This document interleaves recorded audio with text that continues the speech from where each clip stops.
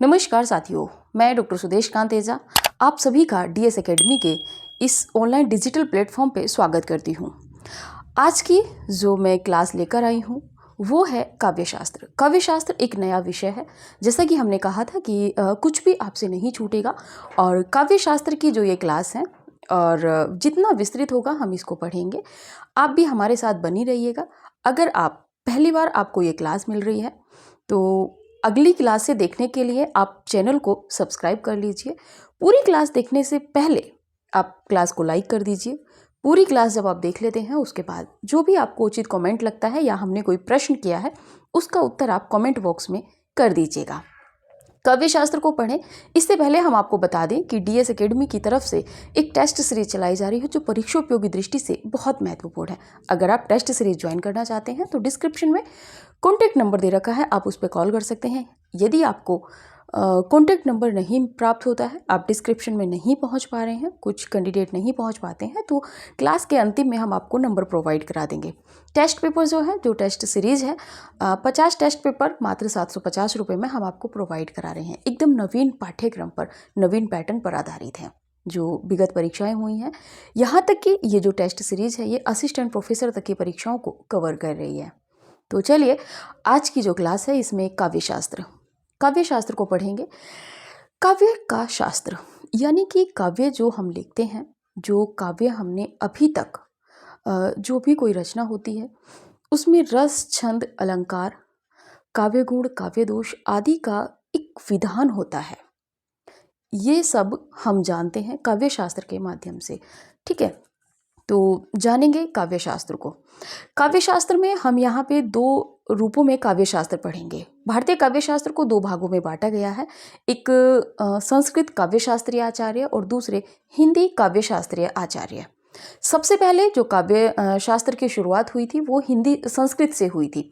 संस्कृत में जैसे कि भरत मुनि हैं, भामा हैं, वामन हैं, कुंतक हैं, रुद्रट हैं, ये जो आचार्य थे इन्होंने काव्य को अपने अपने रूपों में विभक्त किया है। जो इनके काव्य शास्त्रीय ग्रंथ हैं इनमें किसी ने रस को प्रमुखता दी है, किसी ने अलंकार को, तो किसी ने छंद को। ठीक है, इसके बाद में इन्हीं का अनुकरण करके हमारे जो हिंदी काव्य शास्त्रीय हैं, जैसा कि हम देखेंगे आदिकाल से काव्य शास्त्रीय लक्षण मिलने शुरू हो जाते हैं, लेकिन जो अधिकता मिलती है वो मिलती है हमें रीतिकाल से।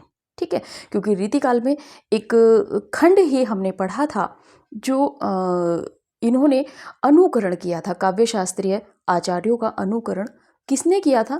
तो आपके रीतिकालीन आचार्यों ने। अब ज़रा कमेंट कीजिए वो किस वर्ग में आते हैं जिन्होंने जो काव्य शास्त्रीय हैं, हमारे संस्कृत काव्य शास्त्रीय जो आचार्य हैं, उनका अनुकरण किया था। तो चलिए देखते हैं। यहाँ पर बात कर रहे हैं काव्य शास्त्र की। काव्य का शास्त्र यानी कि जिसमें काव्य का अध्ययन किया जाता है। ठीक है, भारतीय काव्य शास्त्र के अंतर्गत संस्कृत काव्य शास्त्र और हिंदी काव्य शास्त्र दोनों समाहित हैं। ये हमने पहले ही बताया है। इससे ज़्यादा की परिभाषाएं आपसे कभी प्रश्न नहीं बनेगा। जितना परीक्षा उपयोगी है आपको उतना ही पढ़ना है। बात कर लेते हैं पहले नंबर का जो हमने देखा था, संस्कृत काव्य शास्त्र। संस्कृत काव्य शास्त्र में क्या देखेंगे कि संस्कृत काव्य शास्त्र का इतिहास भरत मुनि, जो आचार्य भरत मुनि हैं, 200 ईसा पूर्व से प्रारंभ होता है। इन्होंने अपने ग्रंथ, इनके ग्रंथ का नाम यहाँ पे महत्वपूर्ण है, क्या है? नाट्यशास्त्र में काव्य शास्त्र का विवेचन नाटक के संदर्भ में किया है। देखिए, प्रश्न एक तो यही बनेगा कि भरत मुनि के ग्रंथ का नाम क्या है? नाट्यशास्त्र। नाट्यशास्त्र किसका ग्रंथ है? भरत मुनि का। भरत मुनि का समय 200 ईसा पूर्व यानी कि दूसरी शताब्दी। काव्य शास्त्र में इन्होंने जो विवेचन किया है, किसमें किया है? तो काव्य का जो विवेचन किया है इन्होंने नाटक के संदर्भ में किया है। नाट्यशास्त्र यानी कि नाटक के जो भेद, उपभेद, रूपक, उपरूपक, ये जो सब तथ्य हैं जो हमने नाटक में पढ़े हैं, ये नाट्यशास्त्र से ही निकले हुए हैं भरत मुनि के। तो भरत मुनि ने काव्य शास्त्र का जो विवेचन किया है नाट्यशास्त्र में, वो किस रूप में किया है? काव्य के रूप में, गद्य के रूप में, अलंकार के रूप में, छंद के रूप में या नाटक के रूप में? तो नाटक के रूप में। ठीक है, ये रस संप्रदाय के प्रवर्तक माने जाते हैं। कौन? भरत मुनि रस संप्रदाय के प्रवर्तक माने जाते हैं। तथा रस सूत्र, इनका एक रस सूत्र है। रस सूत्र क्या है इनका? विभाव, विभावानुभाव, व्यभिचारी, संयोगादृश्य, निष्पत्ति के प्रणेता भी कौन है? आपके ये जो रस सूत्र है इसके प्रणेता कौन है? भरत मुनि हैं। क्या कह रहे हैं भरत मुनि कि विभाव अनुभाव, यदि हम इसको तोड़ के पढ़ेंगे तो विभाव, यहाँ से इतना पढ़ेंगे अनुभाव, व्यभिचारी, ठीक है, व्यभिचारी भाव का व्यभिचारी भाग संयोग का संयोगाद्र रस निष्पत्ति, यानी कि संयोग स्थायी भाव के साथ, विभाव अनुभाव व्यभिचारी का स्थायी भाव के साथ जब संयोग होता है तो रस की निष्पत्ति होती है, यानी कि रस की उत्पत्ति होती है। बाद में क्या हुआ है कि ये जो रस सूत्र है इसकी व्याख्या आगे चलकर 4 आचार्यों ने की है। वो 4 आचार्य कौन से हैं? तो रस सूत्र की व्याख्या आगे चलकर 4 आचार्यों ने की है। इन 4 आचार्यों में एक है आपके भट्ट लोल्लट, भट्ट शंकुक, भट्ट नायक और आचार्य अभिनव गुप्त। यदि आप देखेंगे तो अगर ट्रिक इसमें देखेंगे तो लोल शंकुक ना अभी, इसको भी आप यहाँ पे नोट कर सकते हैं। लोल यानी कि लोल्लट, शंकु ना यानी कि नायक, अभी यानी कि अभिनव गुप्त। ठीक है, इन्होंने किस तरह रस की व्याख्या की है, इनके जो दर्शन है उन सबको हम एक ही इंडेक्स में देख लेते हैं। भट्ट लोल्लट की बात करें तो इनका जो दर्शन है मीमांसा है। यहाँ से प्रश्न बनता है मीमांसा दर्शन किससे संबंधित है? तो ये भट्ट लोल्लट से। इनका जो संयोग इन्होंने किया है और जो संबंध है वो उत्पाद्य है और उत्पादक माना गया है। निष्पत्ति किसकी होती है? उत्पत्ति की निष्पत्ति रस में होती है। ऐसा किसने माना है? तो आपके भट्ट लोल्लट ने। इनका जो सिद्धांत है उत्पत्तिवाद है या आरोपवाद। उत्पत्तिवाद या आरोपवाद सिद्धांत के प्रवर्तक कौन है? तो भट्ट लोल्लट। यहाँ से प्रश्न बनेगा। इन्होंने रस की अवस्थिति कैसी मानी है? रस की जो उस समय स्थिति होती है कैसी होती है? तो इन्होंने अनुकार्य के रूप में किसको माना है? यहाँ पे राम को, जैसे कि राम। ठीक है, बात करें भट्ट शंकुक की तो भट्ट शंकुक का जो दर्शन है वो न्याय दर्शन है। इन्होंने जो संयोग और संबंध माना है वो अनुमाप्य और अनुमापक का संयोग और संबंध माना है। संयोग किसका होता है? अनुमाप्य का। और संबंध किसका है? अनुमापक का। निष्पत्ति की बात करें तो जो रस की निष्पत्ति होती है वो अनुमिति में, यानी कि सिद्धांत है अनुमितिवाद। अनुकर्ता के रूप में यहाँ पे नट जो नृत्य करता होता है वो माना है किसने? तो भट्ट शंकुक ने। भट्ट नायक की यदि हम बात करें यहाँ पे तो भट्ट नायक का जो दर्शन है सांख्य दर्शन है। संयोग भोज्य होता है और संबंध भोजक होता है। भुक्ति जो है वो उसमें रस की निष्पत्ति होती है। रस की निष्पत्ति किस में होती है? भुक्ति में। सिद्धांत क्या है? भोगवाद। प्रेक्षक यानी कि दर्शक के रूप में है। आचार्य अभिनव गुप्त की यदि बात करें तो इनका जो दर्शन है वो शैव दर्शन है। इन्होंने संयोग जो किया है वो व्यंग्य में किया है और संबंध किसका बताया है? व्यंजक में। अभिव्यक्ति जो है उसमें अभिव्यक्ति रस की निष्पत्ति हुई है, यानी कि रस की निष्पत्ति किसमें हुई है? तो अभिव्यक्ति में। अभिव्यक्तिवाद अभिनव गुप्त जी का सिद्धांत है। और सामाजिक साहित्य ये हमें इनके विषय में जानकारी मिली है।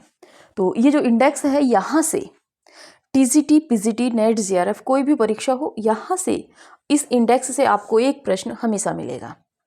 अब क्या है, यहाँ पे प्रश्न बनने भी लगा है कि निम्नलिखित में से असंगत युग्म है। यहाँ पे युग्म से भी आपसे प्रश्न बनवा लेगा। या तो लोल्लट का युग्म के साथ में सिद्धांत का रहेगा या रस की अवस्थिति रहेगी कि रस की स्थिति कैसी होती है। ठीक है, तो आप इसका स्क्रीनशॉट लीजिए। फिर आगे बढ़ते हैं, देखते हैं जो प्रमुख काव्य शास्त्रीय हैं, संस्कृत काव्य शास्त्रीय जो आचार्य हैं उनके ग्रंथों के विषय में और उनकी जो विशेषताएं हैं उनके विषय में देखेंगे। स्क्रीनशॉट लीजिए जल्दी से।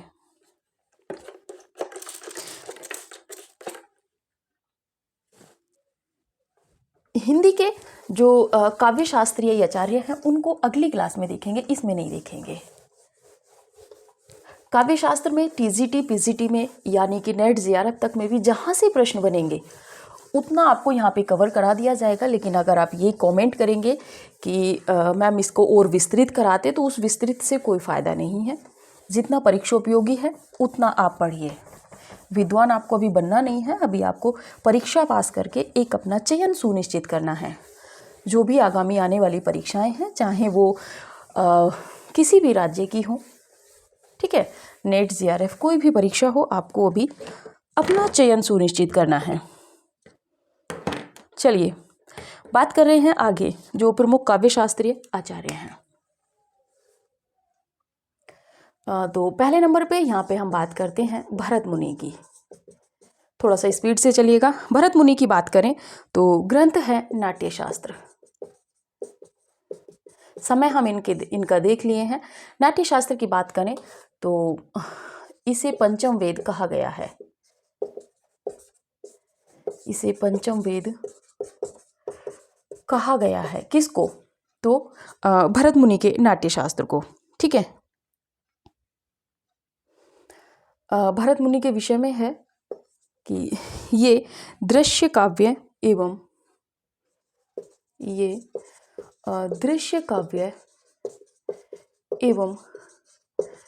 रस सूत्र के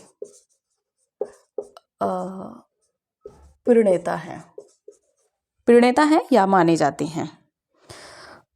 नाट्यशास्त्र की बात करें तो इस ग्रंथ में 36 अध्याय हैं।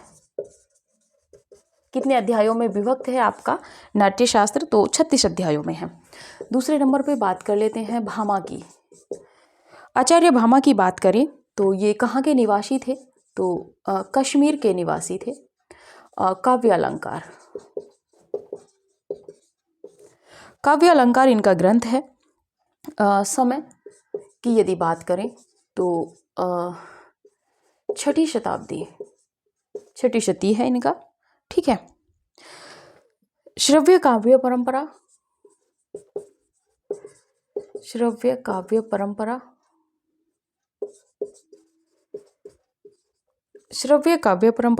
एवं अलंकार संप्रदाय के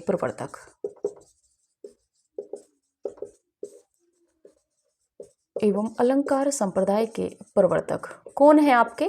तो भामा, ठीक है।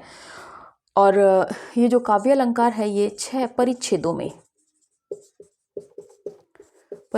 में विभक्त है। जितना परीक्षा उपयोगी है उतना ही आप पढ़िएगा। तीसरे नंबर पे बात कर लेते हैं दंडी की, आचार्य दंडी की बात करें तो ये निवासी हैं दक्षिण भारत के निवासी हैं। काव्यादर्श इनका ग्रंथ है। यहाँ से प्रश्न 1 नंबर का आपका कभी भी बन जाएगा। दंडी के समय की बात करें तो 7वीं शती इनका समय है। काव्यादर्श के विषय में बात करें तो 3 परिच्छेदों में है। 3 परिच्छेदों में विभक्त है, ठीक है। दंडी की यदि बात करें तो ये अलंकारवादी आचार्य और इन्हीं के साथ में एक तथ्य और है, अलंकार को काव्य का शोभा कारक धर्म माना है। इन्होंने अलंकार को काव्य का शोभा कारक तत्व माना है। तत्व नहीं, यहाँ पे धर्म कीजिएगा, ठीक है। इसके बाद में आगे बढ़ते हैं। आगे देखते हैं 4th नंबर पे उद्भट की बात करें तो समय की बात करें तो 8वीं शती है। कहाँ के निवासी थे? तो कश्मीर के। देखिए यहाँ से भी प्रश्न बन जाएगा कि निम्नलिखित में से कश्मीर निवासी काव्य शास्त्रीय आचार्य नहीं है। रचना की बात करें तो काव्य अलंकार सार संग्रह इनके ग्रंथ का नाम है और 6 वर्गों में विभक्त है। यानी कि जो अध्याय हैं वो वर्गों में विभक्त हैं, तो 6 वर्गों में विभक्त हैं, ठीक है। स्क्रीनशॉट लीजिए, फिर थोड़ा आगे बढ़ते हैं। चलिए थोड़ा सा समझा दें। भरत मुनि की बात करें तो भरत मुनि जो है दृश्य काव्य एवं रस सूत्र के प्रणेता माने जाते हैं।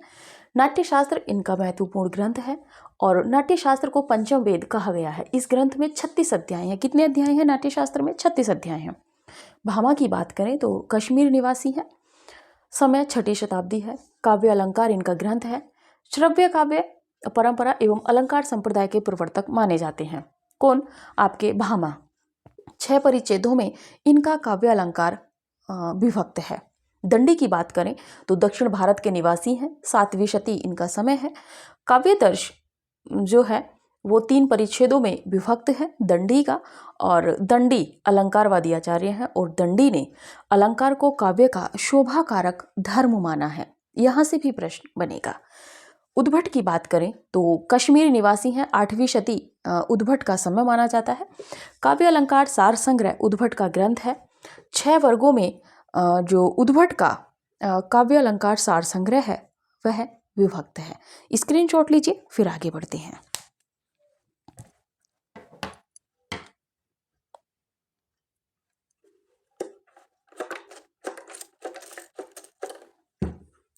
चलिए देखिए, काव्य शास्त्र से बहुत ज़्यादा प्रश्न नहीं बनते हैं। टीजीटी पीजीटी में तो रचना से ही प्रश्न बनेगा, ठीक है। इससे अगर थोड़ा उठा तो जैसे कि हमने नाट्य शास्त्र के विषय में बताया, पंचम वेद, और 1-2 प्रश्न और बन सकता है, लेकिन इससे ज़्यादा यहाँ से नहीं बनेगा। काव्य गुण, काव्य दोष, शब्द शक्तियाँ, यहाँ से प्रश्न बनता है, सब पढ़ाएंगे।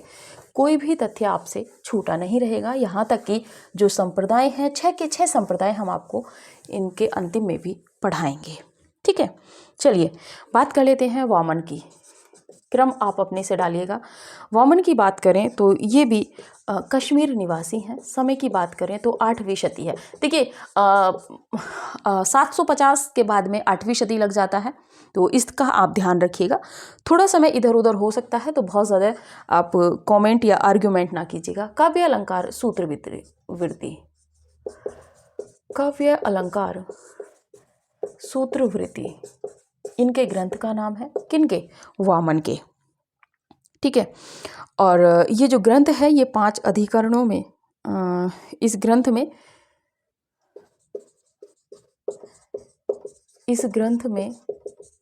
5 अधिकरण व 12 अध्याय हैं। किसमें है? तो काव्य अलंकार सूत्रवृत्ति में। रीति संप्रदाय के प्रवर्तक, ये सारे जो संप्रदाय हैं इनको पढ़ाएंगे। रीति संप्रदाय के प्रवर्तक, ठीक है। कौन है? आपके वामन, ठीक है। और जो ये रीति संप्रदाय है, रीति संप्रदाय को गुण संप्रदाय भी कहा जाता है, ठीक है। और गुणों की संख्या 20 मानी है, इससे मतलब नहीं है, इसको आगे पढ़ेंगे जब गुण पढ़ेंगे। रुद्रट की बात करें, काव्य अलंकार इनका ग्रंथ है, ठीक है। काव्य अलंकार के विषय में बात करें तो 16 अध्यायों में विभक्त है। 16 अध्यायों में विभक्त है। थोड़ा सा स्पीड से आप भी चलिएगा, ठीक है।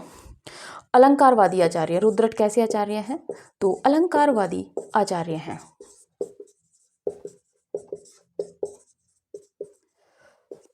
समय की बात करें तो 650 ईस्वी।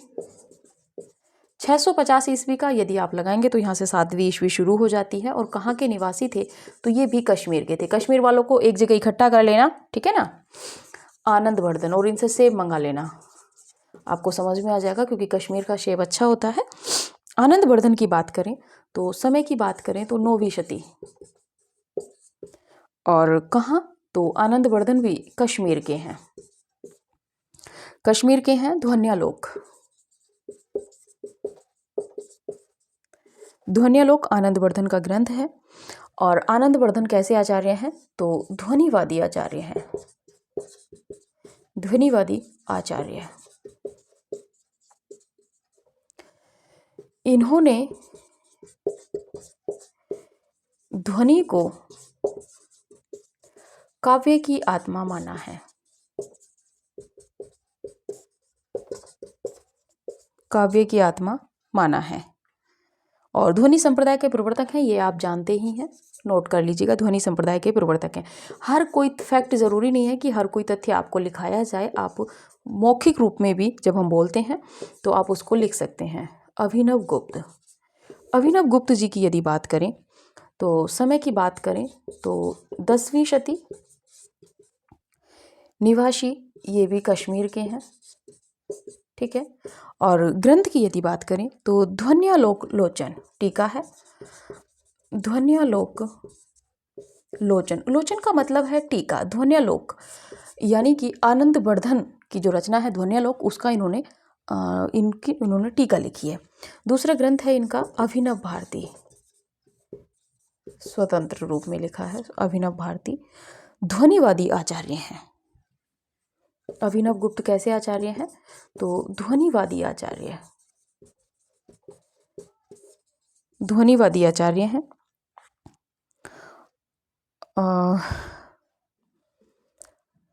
इसके बाद में बात कर लेते हैं राजशेखर।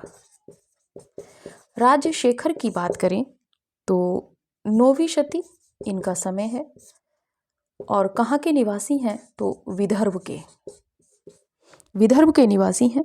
काव्य मीमांसा इनका ग्रंथ है। काव्य मीमांसा इनका ग्रंथ है। 18 अधिकरणों में विभक्त है। 18 अभिकरणों में,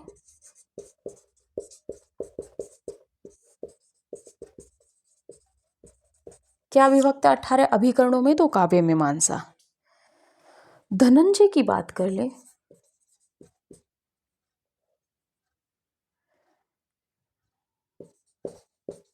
धनंजय की बात करें तो 11वीं शती इनका समय है। कहाँ के निवासी हैं? तो ये मालवा के निवासी हैं। ग्रंथ की बात करें तो दशरूपक है, दशरूपक है और ये 4 प्रकाशों में है, 4 प्रकाशों में विभक्त है, ठीक है। और इसी के साथ में आप एक और पॉइंट नोट कीजिए, धनंजय के अनुज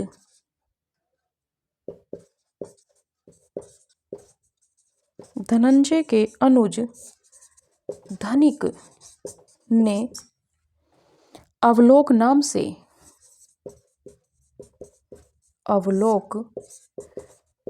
से दशरूपक की टीका लिखी थी, ठीक है। चलिए स्क्रीनशॉट लीजिए, फिर थोड़ा सा समझाते हैं आपको। बहुत ज़्यादा नहीं, अब थोड़े से संस्कृत के आचार्य और बचे हैं। हिंदी के आचार्यों को अगली क्लास में देखेंगे, नहीं फिर आप सबको मिक्सअप कर लेंगे। वामन की बात करें तो कश्मीर निवासी हैं। 8वीं शती इनका समय ठहरता है। काव्य अलंकार सूत्रवृत्ति इनका नाटक, जो काव्य शास्त्रीय रचना है वो है। और ये जो काव्य अलंकार सूत्रवृत्ति है ये 5 अधिकरण व 12 अध्यायों में विभक्त है। वामन की यदि बात करें तो रीति संप्रदाय के प्रवर्तक माने जाते हैं और इन्होंने रीति संप्रदाय को गुण संप्रदाय भी कहा है। रुद्रट की बात करें तो रुद्रट का जो ग्रंथ है वो है काव्य अलंकार। काव्य अलंकार में बात करें तो काव्य अलंकार 16 अध्यायों में विभक्त है। रुद्रट अलंकारवादी आचार्य हैं। 650 ईस्वी इनका समय ठहरता है और कश्मीर निवासी थे। आपसे फिर से कह रहे हैं, कश्मीर वालों को एक जगह रख लीजिएगा। आनंदवर्धन की बात करें तो कश्मीर निवासी हैं। 9वीं शती इनका समय ठहरता है। ध्वन्यालोक इनके ग्रंथ का नाम है।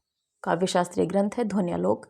ध्वनिवादी आचार्य ये माने जाते हैं और इन्होंने ध्वनि को काव्य की आत्मा माना है। और ध्वनि संप्रदाय के प्रवर्तक, ध्वनि संप्रदाय के प्रवर्तक हैं। कौन है आपके? तो आनंदवर्धन।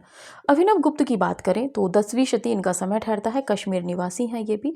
ध्वन्यालोक लोचन यानी कि ध्वन्यालोक जो आनंदवर्धन की रचना है उसकी टीका इन्होंने की है, यानी कि समीक्षा। अभिनव भारती भी इन्हीं का ग्रंथ है, अभिनव गुप्त जी का। और अभिनव गुप्त कैसे आचार्य हैं? ध्वनिवादी आचार्य हैं। अलंकारवादी आचार्य, ध्वनिवादी आचार्य, रसवादी आचार्य, इनको अलग अलग श्रेणी में एक अलग से नोट्स आप तैयार करिएगा। राजशेखर की बात करें तो 9वीं शती इनका समय है। कहाँ के हैं? विदर्भ के हैं। काव्य मीमांसा इनका महत्वपूर्ण ग्रंथ है, परीक्षोपयोगी दृष्टि से महत्वपूर्ण है। 18 अभिकरणों में ये विभक्त है। धनंजय की बात करें तो धनंजय का समय 11वीं शती है, मालवा के रहने वाले हैं। दश रूपक इनका ग्रंथ है, परीक्षोपयोगी दृष्टि से महत्वपूर्ण है। सभी 4 प्रकाशों में ये विभक्त है। देखिए अध्यायों में विभक्त है, कितने में ये महत्वपूर्ण नहीं रखेगा, लेकिन अध्यायों के नाम। अब यहाँ पे क्या है, धनंजय का यदि 10 रूपक से प्रश्न बना अध्यायों से तो 4 प्रकाश में है, 4 अभिकरणों में है, 4 परिच्छेदों में है, ठीक है, 4 वर्गों में है, या इस तरह से भी प्रश्न बन सकता है। ठीक है, बात करें तो धनंजय के अनुज हैं धनिक, उन्होंने अवलोक नाम से 10 रूपक की टीका लिखी थी। ठीक है, तो ये परीक्षोपयोगी दृष्टि से महत्वपूर्ण है। अंतिम वाली लाइन भी आप सभी का स्क्रीनशॉट लीजिए, फिर आगे बढ़ते हैं।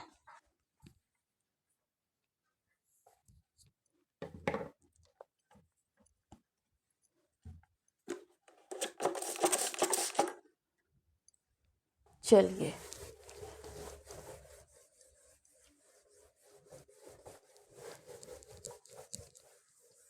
जितना यहाँ पे पढ़ाया जा रहा है आप उतना पढ़ लीजिए। टीजीटी पीजीटी यहाँ तक कि नेट जीआरएफ तक के भी प्रश्न आपके यहाँ से कंप्लीट हो जाएंगे।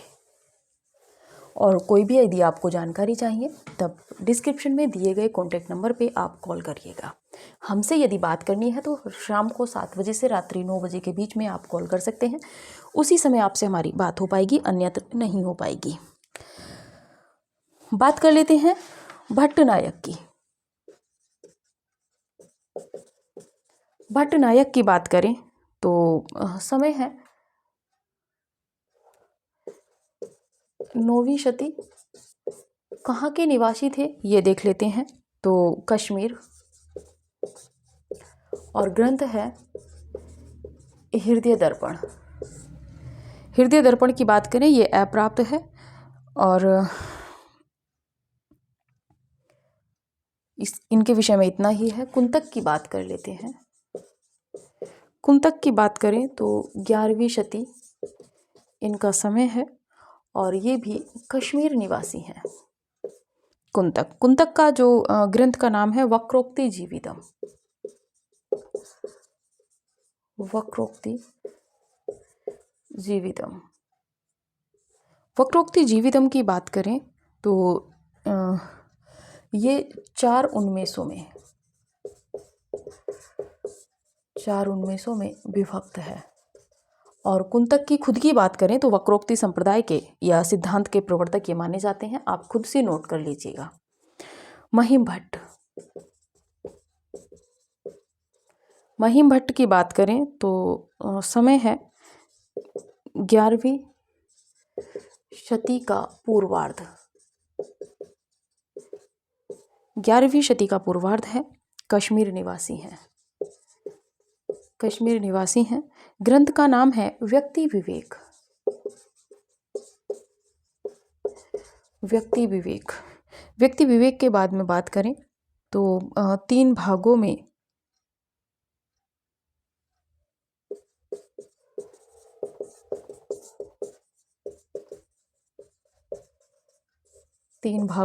विभक्त है।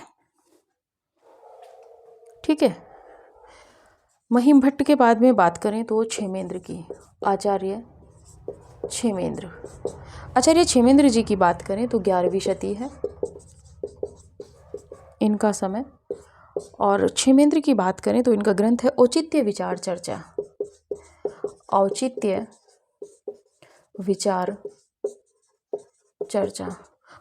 विचार चर्चा की बात करें तो इसमें 19 कारिकाएं हैं। 19 कारिकाएं हैं। और औचित्य संप्रदाय के ये प्रवर्तक हैं, आप सभी जानते हैं क्षेमेंद्र जी को। भोजराज की बात करें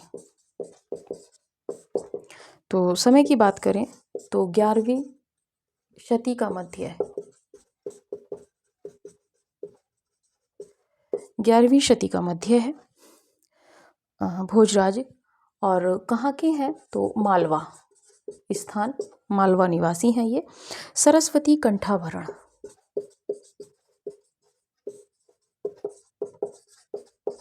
सरस्वती कंठाभरण की यदि बात करें तो 5 परिच्छेदों में विभक्त है।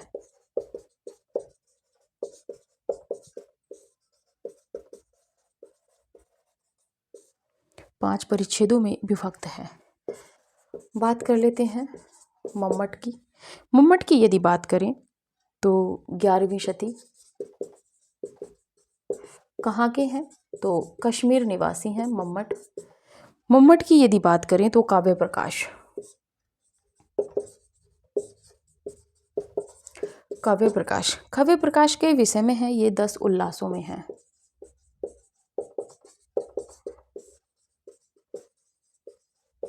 दस उल्लासों में विभक्त है। मम्मट के बाद में बात कर लेते हैं रुय्यक की। रुय्यक की बात करें तो 12वीं शती। ये भी कश्मीर निवासी हैं। रुय्यक भी कश्मीर निवासी हैं। अलंकार सर्वस्व इनका ग्रंथ है। अलंकार सर्वस्व जो इनका ग्रंथ है। और रुय्यक कैसे आचार्य हैं? तो अलंकारवादी आचार्य है। वैसे तो ग्रंथों से ही पता चल जाता है, अलंकारवादी आचार्य है। इसके बाद में बात कर लेते हैं जयदेव की। जयदेव की बात करें तो 12वीं शती। कहाँ के हैं? बंगाल। चंद्रालोक, गीत गोविंद भी है इनकी, जयदेव की गीत गोविंद, चंद्रालोक। और ये 10 मायूखों में विभक्त है।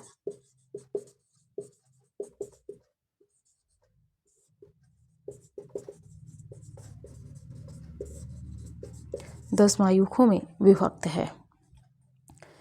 अगले हैं हेमचंद्र। हेमचंद्र की यदि बात करें तो शब्दानुशासन।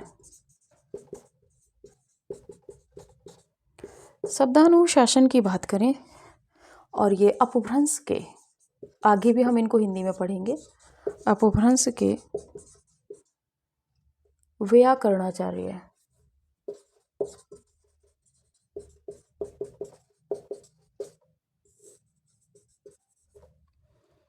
आचार्य विश्वनाथ।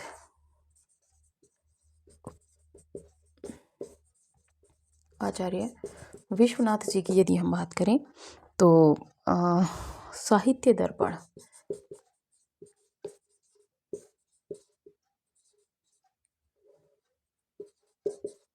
साहित्य दर्पण इनका ग्रंथ है और ये 10 परिच्छेदों में विभक्त है।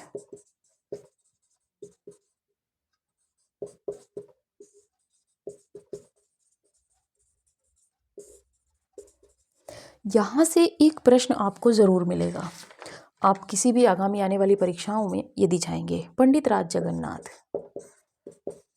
पंडित राज जगन्नाथ की बात करें तो इनका ग्रंथ है रस गंगाधर।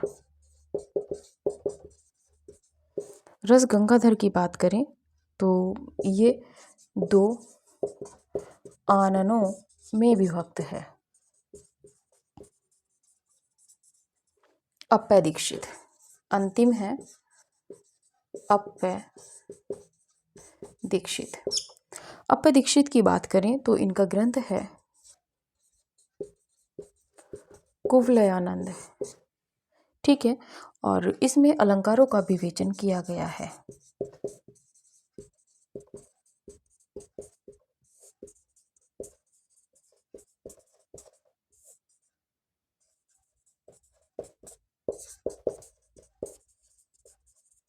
चलिए आप स्क्रीनशॉट लीजिए, जो महत्वपूर्ण है उसको स्पष्ट कर देंगे।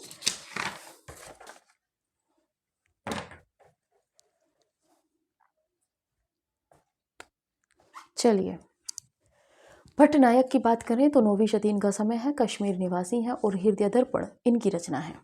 कुंतक की बात करें 11वीं शती समय है। कश्मीर निवासी हैं। वक्रोक्ति जीवित इनका ग्रंथ है। 4 उन्मेषों में विभक्त है। यहाँ से प्रश्न बनेगा। महिम भट्ट 11वीं शती का पूर्वार्ध इनका समय है। कश्मीर निवासी हैं। व्यक्ति विवेक इनका ग्रंथ का नाम है और 3 भागों में ये विभक्त है। और जो 3 भाग हैं इनको विमर्श कहा गया है। विमर्श नाम दिया गया है। क्षेमेंद्र की बात करें तो 11वीं शती समय है। औचित्य विचार चर्चा क्षेमेंद्र के ग्रंथ का नाम है और ये 19 कारिकाओं में विभक्त है। बहुजराज की बात करें तो 11वीं शती का मध्य भोजराज का समय ठहरता है, मालवा के निवासी हैं। सरस्वती कंठाभरण भोजराज के ग्रंथ का नाम है और ये 5 परिच्छेदों में विभक्त है। मम्मट की बात करें 11वीं शती का समय, कश्मीर निवासी हैं। काव्य प्रकाश बहुत महत्वपूर्ण है, अनेक बार प्रश्न बना है, 10 उल्लासों में विभक्त है। रुयक की बात करें 12वीं शती इनका समय है, कश्मीर निवासी हैं। अलंकार सर्वस्व इनकी ग्रंथ का नाम है, अलंकारवादी ये आचार्य हैं। कौन? रुयक। जयदेव की बात करें तो 12वीं शती समय है,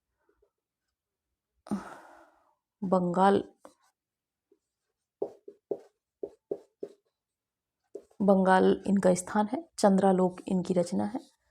गीत गोविंद भी है जयदेव की और ये 10 मयूखों में विभक्त है। हेमचंद्र की बात करें तो शब्दानुशासन है और ये अपभ्रंश के व्याकरणाचार्य हैं, आप सभी जानते हैं। आचार्य विश्वनाथ की बात करें तो साहित्य दर्पण इनके ग्रंथ का नाम है और ये 10 परिच्छेदों में विभक्त है। पंडित राज जगन्नाथ की बात करें तो रस गंगाधर इनके ग्रंथ का नाम है और ये 2 आननों में विभक्त है।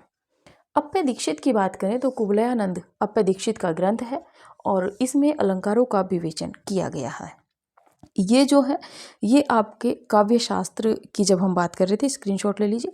काव्य शास्त्र में जो संस्कृत काव्य शास्त्रीय आचार्य हैं उनका यहाँ पे हमने विवेचन किया है और अभी की जो क्लास है हम यहीं तक रखेंगे। इससे जो अगली क्लास हमारी होगी इसमें हम देखेंगे जो हमारे हिंदी के काव्य शास्त्रीय आचार्य हैं उनको पढ़ेंगे और उनके विषय में जो कुछ पंक्तियाँ या उनके ग्रंथों के विषय में कुछ विशेषता रही होगी उसको देखेंगे। बहुत ज़्यादा नहीं, मुश्किल से 10 से 15 मिनट की हमारी क्लास रहेगी वो, क्योंकि हम अलग देखेंगे, एक साथ हम नहीं देखेंगे सभी को, ठीक है। छोटे छोटे पार्टों में पढ़ेंगे क्योंकि काव्य शास्त्र सबको कठिन लगता है लेकिन हमें सरल रूप में पढ़ाना है। सब चीज़ पढ़ेंगे, काव्य के गुण, काव्य दोष, काव्य हेतु, काव्य प्रयोजन, काव्य सभी कुछ पढ़ेंगे लेकिन रिदम से थोड़ा थोड़ा पढ़ेंगे। ये जो ग्रंथ हैं आप कहेंगे कि मैम ने लिस्ट बहुत कम लिखवाई है, लेकिन यहाँ से प्रश्न बनेगा। देखिए मैं कोई भी अनायास तथ्य आपको नहीं पढ़ा रही हूँ, अगर लिस्ट लेके आ रही हूँ तो उसमें वहाँ से प्रश्न बनेगा ही बनेगा। काव्य शास्त्र में आपको बहुत ज़्यादा समझने की ज़रूरत नहीं है। काव्य शास्त्र में आज की जो क्लास थी इसमें आपको सिर्फ इतना ही याद रखना है कि जो ग्रंथ हैं उनकी जो विशेषता है, रचनाकार जो काव्य शास्त्रीय आचार्य हैं उनकी जो विशेषता है, सिर्फ आपको इतना ही याद रखना है। ज़्यादा हो, अगर आप नेट की परीक्षा दे रहे हैं तो आप उनका क्रम भी याद कर सकते हैं। और एक चीज़ ध्यान रखिएगा, यदि भट्टनायक का समय 9वीं शती है तो इनका जो ग्रंथ है हृदय दर्पण ये भी 9वीं शती का ही है, ठीक है। मम्मट का समय 11वीं शती है, मम्मट का जो काव्य प्रकाश है इसका समय भी 11वीं शती ही है, ठीक है। तो इस तरीके से यदि कभी क्रम आ जाए तो आप रचनाओं का क्रम, तब आप इस चीज़ को ध्यान रखिएगा, ठीक है। और अभी की क्लास तो यहीं तक रखेंगे, लेकिन यदि किसी को कॉन्टेक्ट नंबर चाहिए तो कॉन्टेक्ट नंबर है 9568802463। देखिए कोई भी परीक्षा है, चाहे वो आरपीएससी असिस्टेंट प्रोफेसर की है, चाहे कोई भी है, सभी के लिए जो हमारी टेस्ट सीरीज है सेकंड पेपर के लिए बहुत महत्वपूर्ण है। जो भी कैंडिडेट टेस्ट सीरीज ज्वाइन करना चाहते हैं कर सकते हैं निसंकोच। आपको यकीनन लाभ ही नहीं मिलेगा, आपकी तैयारी भी बहुत बेहतर होगी और परीक्षाओं में तो हो सकता है कि थोड़ा सा लोट फेर करके प्रश्न आपको वहीं देखने को मिल जाए, ठीक है। तो अभी की जो क्लास है वो यहीं तक रखते हैं, मिलते हैं अगली क्लास में। जो अगले हिंदी काव्य शास्त्रीय आचार्य हैं उनके विषय में चर्चा करेंगे। थोड़े कवि हैं, थोड़ी सी क्लास में पढ़ लेंगे, ठीक है। तो अभी की क्लास यहीं तक, मिलते हैं अगली क्लास में अगले नए आचार्यों के साथ में। तब तक के लिए नमस्कार।